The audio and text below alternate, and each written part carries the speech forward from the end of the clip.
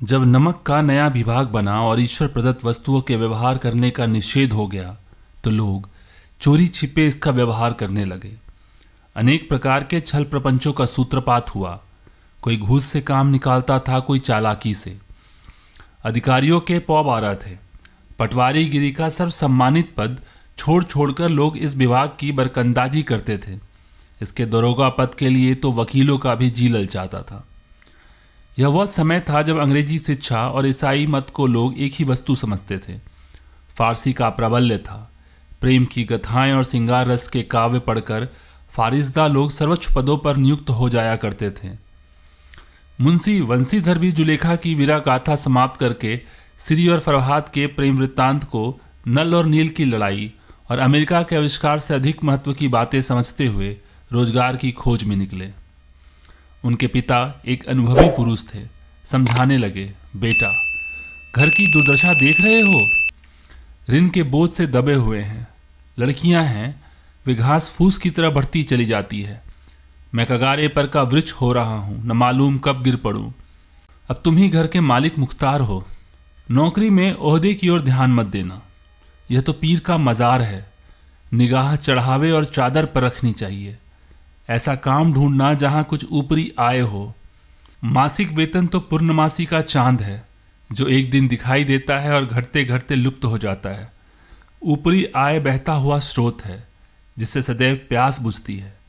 वेतन मनुष्य देता है, इसी से उसमें वृद्धि नहीं होती। ऊपरी आमदनी ईश्वर देता है, इसी से उसकी बरकत होती है। तुम स्वयं विद्वान हो, तुम्हें क्या समझाऊं? इस विषय में विवेक की बड़ी आवश्यकता है। मनुष्य को देखो, उसकी आवश्यकताओं को देखो और अवसर को देखो। उसके उपरांत जो उचित समझो करो।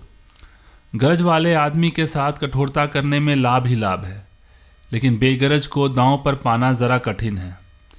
इन बातों को निगाह में बांध लो, यह मेरी जन्म भर की कमाई है। इस उपदेश के बाद पिताजी ने आशीर्वाद दिया। वंशीधर आज्ञाकारी पुत्र थे। ये बातें ध्यान से सुनी और तब घर से चल खड़े हुए। इस विस्तृत संसार में उनके लिए धैर्य अपना मित्र, बुद्धि अपनी पथ प्रदर्शक और आत्मवलंबन ही अपना सहायक था। लेकिन अच्छी शकुन से चले थे। जाते ही नमक विभाग के दरोगा पद पर प्रतिष्ठित हो गए। वेतन अच्छा और ऊपरी आय का तो ठिकाना ही ना था। वृद्ध मुंशी जी को सुख संवाद मिला तो फूले न समाये। महाजन कुछ नर्म पड़े। कलावर की असालता लहलहाई। पड़ोसियों के हृदय में सूल उठने लगे। जाड़े के दिन थे और रात का समय। नमक के सिपाही चौकीदार नशे में मस्त थे। मुंशी वंशीधर को यहाँ आए हुए अभी 6 महीने से अधिक न हुए थे, लेकिन इस थोड़े समय में ही उन्होंने अपनी कार्यकुशलता और उत्तम आचार से अफसरों को मोहित कर लिया था। अफसर लोग उन पर बहुत विश्वास करते थे। नमक के दफ्तर से 1 मील पूर्व की ओर जमुना बहती थी। उस पर नाव का एक पुल बना हुआ था। दरोगा जी किवाड़ बंद कर मीठी नींद में सो रहे थे। अचानक आंख खुली तो नदी की प्रवाह की जगह गाड़ियों की गड़गड़ाहट तथा मल्लाहों का कोलाहल सुनाई दिया। उठ बैठे। इतनी रात गए, गाड़ियां क्यों नदी पार जाती है? अवश्य कुछ न कुछ गोलमाल है। तर्क ने भ्रम को पुष्ट किया। वर्दी पहनी, तमंचा जेब में रखा और बात ही बात में घोड़ा बढ़ाए हुए पुल पर आ पहुंचे। गाड़ियों की एक लंबी कतार पुल के पार जाती दिखी। डांट कर पूछा, किसकी गाड़ियां हैं? थोड़ी देर तक सन्नाटा रहा। आदमी में कुछ कानाफूसी हुई, तब आगे वाले ने कहा, पंडित अल्पोदीन की। कौन पंडित अल्पोदीन? दातागंज के। मुंशी वंशीधर चौके। पंडित अल्पोदीन इस इलाके के सबसे प्रतिष्ठित जमींदार थे। लाखों रुपए का लेन देन करते थे। इधर छोटे से बड़े कौन ऐसे थे जो उनके ऋणी ना हो? व्यापार में भी बड़ा लंबा चौड़ा था। बड़े चलते पुरजे आदमी थे। अंग्रेज अफसर उनके इलाके में शिकार खेलने आते थे और उनके मेहमान होते थे।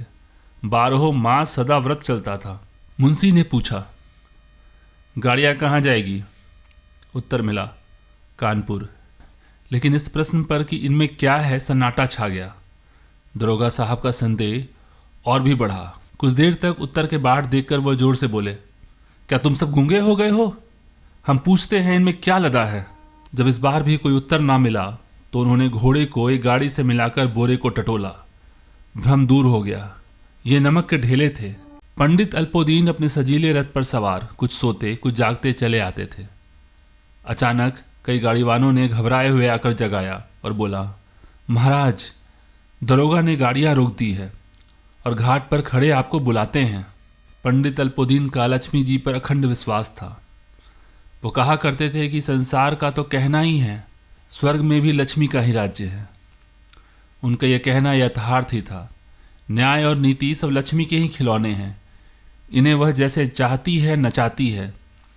लेटे ही लेटे गर्व से बोले, चलो हम आते हैं। यह कहकर पंडित जी ने बड़ी निश्चिंतता से पान के बीड़े लगाकर खाए। फिर लिहाफ ओढ़े हुए दरोगा के पास आकर बोले, बाबूजी आशीर्वाद।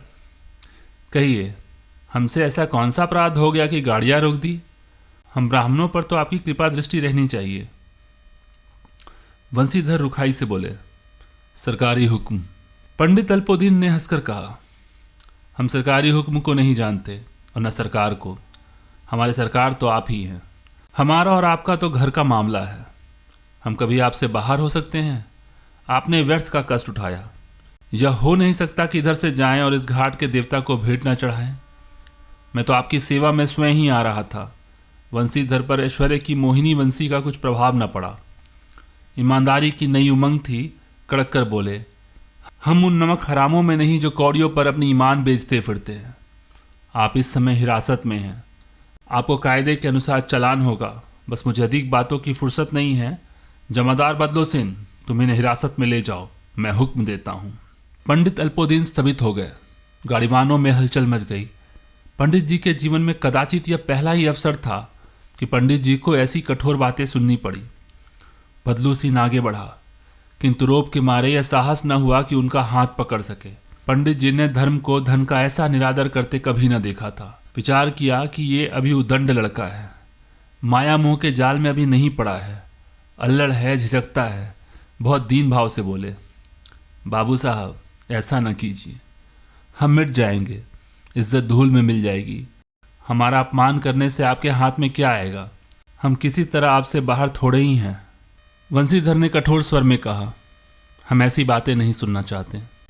अल्पोदीन ने जिस सहारे को चट्टान समझ रखा था वह पैरों के नीचे खिसकता हुआ मालूम हुआ।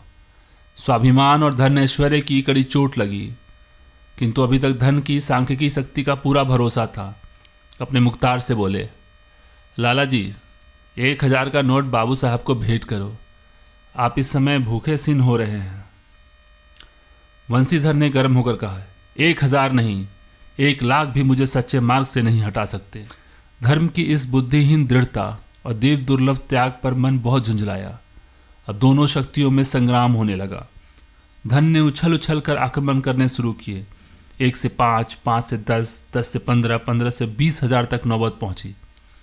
किंतु धर्म अलौकिक वीरता के साथ बहुसंख्यक सेना के सम्मुख अकेला पर्वत की भांति अटल अविचलित खड़ा रहा। अल्पोदीन निराश होकर बोले, अब इससे अधिक मेरा साहस नहीं, आगे आपको अधिकार है। वंशीधर ने अपने जमादार को ललकारा। बदलू सिंह मन में दरोगा जी को गालियां देता हुआ पंडित अल्पोदीन की ओर बढ़ा। पंडित जी घबराकर 2-3 कदम पीछे हट गए। अत्यंत दीनता से बोले, बाबू साहब ईश्वर के लिए मुझ पर दया कीजिए। मैं 25,000 पर निपटारा करने को तैयार हूँ। असंभव बात 30,000 पर किसी तरह भी संभव नहीं। क्या 40,000 पर भी नहीं? 40,000 नहीं, 40 लाख पर भी असंभव है। बदलो सिंह, इस आदमी को हिरासत में ले लो। अब मैं एक शब्द नहीं सुनना चाहता। धर्म ने धन को पैरों तले कुचल डाला। अल्पोदीन ने एक हिस्ट पुष्ट मनुष्य को हथकड़ियां लिए हुए अपनी तरफ आते देखा। चारों ओर निराश और कतार दृष्टि से देखने लगे। इसके बाद मूर्छित होकर गिर पड़े। दुनिया सोती थी पर दुनिया की जीभ जागती थी। सवेरे देखिए तो बालक वृद्ध सबके मुंह से यही बात सुनाई देती थी। जिसे देखिए वही पंडित जी के इस व्यवहार पर टीका टिप्पणी कर रहा था। निंदा की बौछारें हो रही थी, मानो संसार से अब पापी का पाप कट गया। पानी को दूध के नाम से बेचने वाला ग्वाला, कल्पित रोजान माछे भरने वाला अधिकारी वर्ग, रेल में बिना टिकट सफर करने वाला बाबू लोग, जाली दस्तावेज बनाने वाले सेठ और साकार, यह सब के सब देवताओं की भांति गर्दनें चला रहे थे। जब दूसरे दिन पंडित अल्पोदीन अभियुक्त होकर कांस्टेबलों के साथ हाथों में हथकड़ियाँ, हृदय में ग्लानि और क्षोभ भरे, लज्जा से गर्दन झुकाए अदालत की तरफ चले तो सारे शहर में हलचल मच गई। मेलों में कदाचित आंखें इतनी व्यर्ग न होती होगी, भीड़ के मारे छत और दीवारों से कोई भेद न रहा। किंतु अदालत में पहुंचने की देर थी। पंडित अल्पोदीन को इस अगाध वन के सिंह थे। अधिकारी वर्ग उनके भक्त, अमले उनके सेवक, वकील मुख्तार उनके आज्ञा पालक और अर्दली, चपरासी तथा चौकीदार तो उनके बिना मोल के गुलाम थे। उन्हें देखते ही लोग चारों तरफ से दौड़े। सभी लोग विस्मित हो रहे थे, इसलिए नहीं कि अल्पोदीन ने यह कर्म किया, बल्कि इसलिए कि यह कानून के पंजे में कैसे आए। ऐसा मनुष्य जिसके पास असाध्य साधन करने वाला धन और अनन्य वाचलता हो, वह क्यों कानून के पंजे में आए। प्रत्येक मनुष्य उनसे सहानुभूति प्रकट करता था।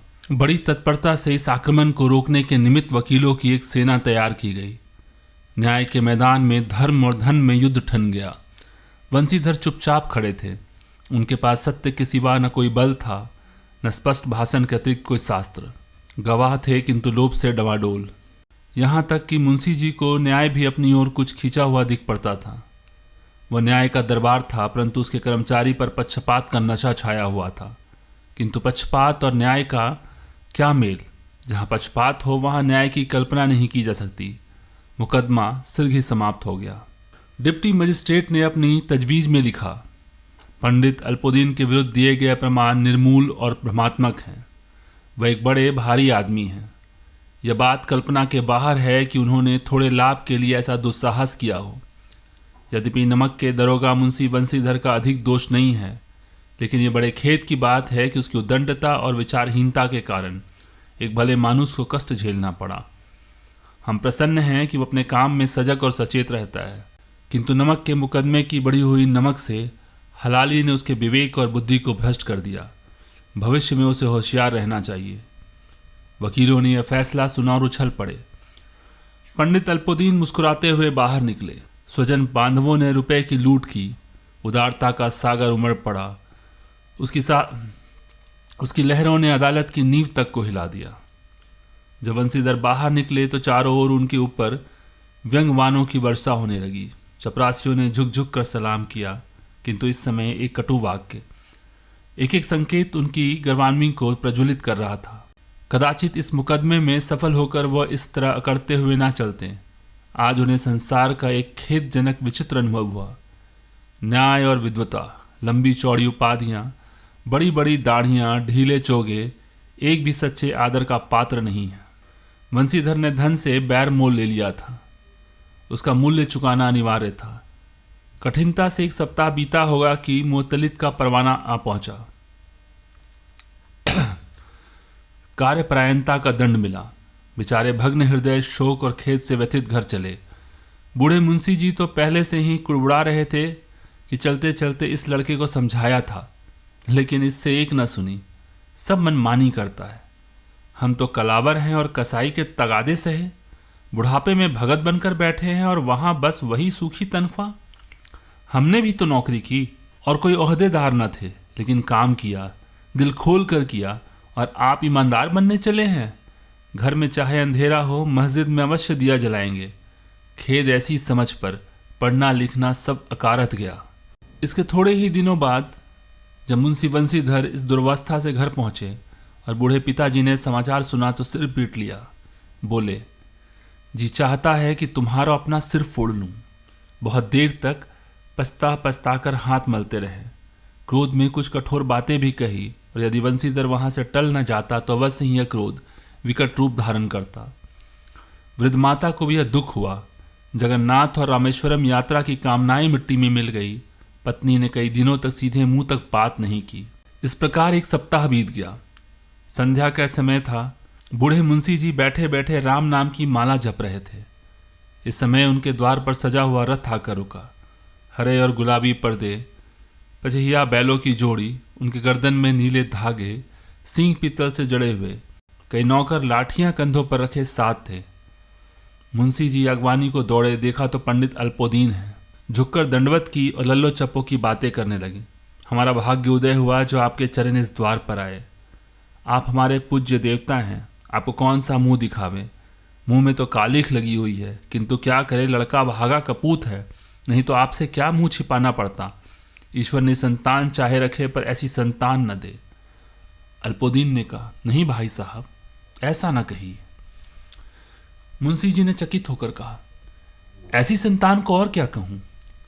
अल्पोदीन ने वात्सल्यपूर्वक स्वर में कहा, कुल तिलक और पुरथों की कृति उज्जवल करने वाले संसार में ऐसे कितने धर्मपरायण मनुष्य हैं जो धर्म पर अपना सब कुछ अर्पण कर सकें। पंडित अल्पोदीन ने वंशीधर से कहा, दरोगा जी से खुशामद न समझिए। खुशामद करने के लिए मुझे इतना कष्ट उठाने की जरूरत ना थी। उस रात को आपने अपने अधिकार बल से अपनी हिरासत में लिया था, किंतु आज मैं स्वेच्छा से आपकी हिरासत में आया हूँ। मैंने हजारों रईस और अमीर देखे, हजारों उच्च पदाधिकारियों के साथ काम पड़ा, किंतु परास्त किया तो आपने। मैंने सबको अपना और अपने धन का गुलाम बनाकर छोड़ दिया। मुझे आज्ञा दीजिए कि मैं आपसे कुछ विनय करूं। वंशीधर ने अल्पोदीन को आते देखा तो उठकर सत्कार किया, किंतु स्वाभिमान सहित। समझ गए कि ये महाशय मुझे लज्जित करने और जलाने आए हैं। क्षमा प्रार्थना की चेष्टा नहीं की। यह ठाकुर सुहाती की बात असह्य सी प्रतीत हुई, पर पंडित जी की बातें सुनी तो मन की मैल मिट गई। पंडित जी की ओर उड़ती हुई दृष्टि से देखा, सद्भाव झलक रहा था। गर्व ने अब लज्जा के सामने सिर झुका दिया।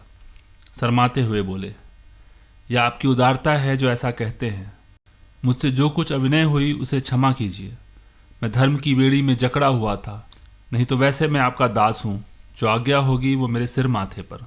अल्पोदीन ने विनीत भाव से कहा, नदी तट पर आपने मेरी प्रार्थना नहीं स्वीकार की थी, किंतु आज स्वीकार करनी पड़ेगी। वंशीधर बोले, मैं किस योग्य हूं, किंतु जो कुछ सेवा मुझसे हो सकती है उसमें त्रुटि न होगी। अल्पोदीन ने एक स्टाम्प लगा हुआ पत्र निकाला और उसे वंशीधर के सामने रखकर बोले, इस पद को स्वीकार कीजिए और अपने हस्ताक्षर कर दीजिए। मैं ब्राह्मण हूं, जब तक यह सवाल पूरा न कीजिएगा द्वार से न हटूंगा। मुंशी वंशीधर ने उस कागज को पढ़ा तो कृतज्ञता से आंखों में आंसू भर आए। पंडित अल्पोदीन ने उनको अपनी सारी जायदाद का स्थायी मैनेजर नियुक्त किया था। 6,000 मासिक वेतन के अतिरिक्त रोजाना खर्च अलग, सवारी के लिए घोड़ा, रहने को बंगला, नौकर चाकर मुफ्त। कंपित स्वर में बोले, पंडित जी, मुझ में इतनी समर्थ नहीं कि आपकी उदारता की प्रशंसा कर सकूं, किंतु ऐसे उच्च पद के योग्य नहीं हूं। अल्पोदीन हंसकर बोले, मुझे इस समय एक अयोग्य मनुष्य की ही जरूरत है। वंशीधर ने गंभीर भाव से कहा, यूं मैं आपका दास हूं। आप जैसे कृत्यवान सज्जन पुरुष की सेवा करना मेरे लिए सौभाग्य की बात है, किंतु मुझ में न विद्या है, न बुद्धि, न वह स्वभाव जो इन त्रुटियों की पूर्ति कर देता है। ऐसे महान कार्य के लिए एक बड़े मर्मज्ञ अनुभवी मनुष्य की जरूरत है। अल्पोदीन ने कलम दान से कलम निकाली और उसे वंशीधर के हाथों में देकर बोला, न मुझे विद्वता की चाह है, न अनुभव की, न मर्मज्ञता की, न कार्यकुशलता की। इन गुणों के महत्व को खूब पा चुका हूं। अब सौभाग्य और सुअवसर ने मुझे वह मोती दे दिया है जिसके सामने योग्यता और विद्वता की चमक फीकी पड़ जाती है। यह कलम लीजिए, अधिक सोच विचार ना कीजिए, दस्तखत कर दीजिए। परमात्मा से यही प्रार्थना है कि वह आपको सदैव वही नदी के किनारे वाला बेमुरव्वत, उद्दंड, कठोर परंतु धर्मनिष्ठ दरोगा बनाए रखे। वंशीधर की आंखें डबडबा गई। हृदय के संकुचित पात्र में इतना एहसान न समा सका। एक बार फिर पंडित जी की ओर भक्ति और श्रद्धा की दृष्टि से देखा और कांपते हुए हाथ से मैनेजरी के कागज पर हस्ताक्षर कर दिए। अल्पोदीन ने प्रफुल्लित होकर उन्हें गले लगा लिया।